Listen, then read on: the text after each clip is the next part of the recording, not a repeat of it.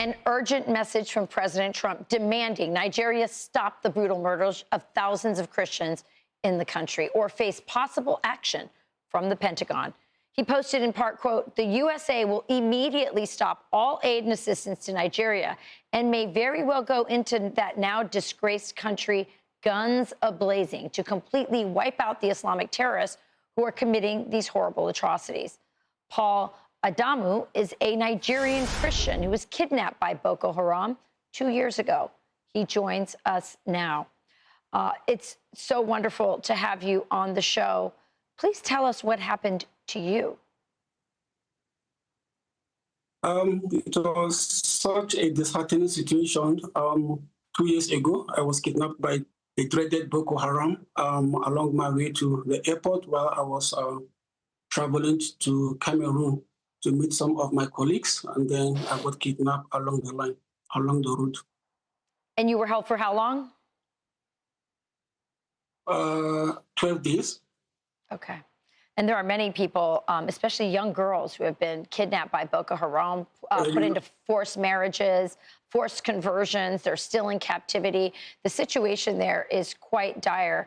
You heard what President Trump has said. Here's what Nigeria's president has said in response. He said that the characterization of Nigeria as religiously intolerant does not reflect our national reality, nor does it take into consideration the consistent and sincere efforts of the government to safeguard freedom of religion and beliefs for all Nigerians. What's your message? What's it like to be a Christian in Nigeria? First, I want to thank and applaud the United States of American President Donald Trump for designating Nigeria as a CPC, because this is one of the things that we have always wanted. For the message of the Nigerian president, that I think at this point, I will say that there is a time when propaganda has no appeal, where propaganda has lost an appeal.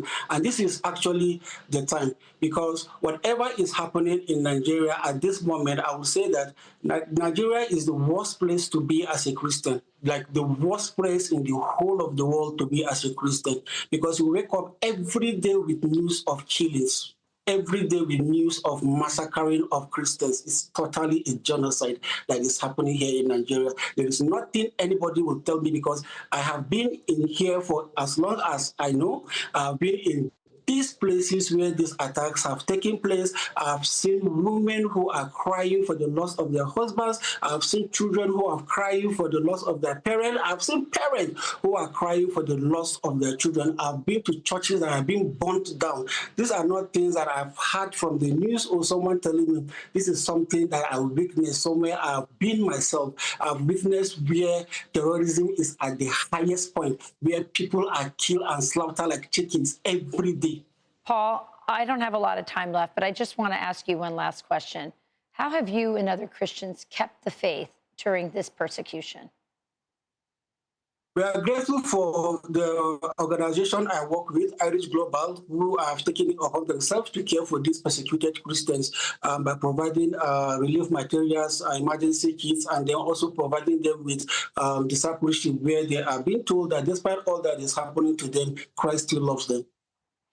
Paul Adamu, just so you know, the African church, the Nigerian church in particular, the Christians there have been an amazing example of faith through persecution and martyrdom. And we are praying for all of you very much. And we hope the president will do something that will make a difference for your religious freedom in your country. Thank you so much for joining us today. Appreciate it, and God bless you. I'm Steve Doocy. I'm Brian Kilmeade. And I'm Ainsley Earhart. And click here to subscribe to the Fox News YouTube page to catch our hottest interviews and most compelling analysis.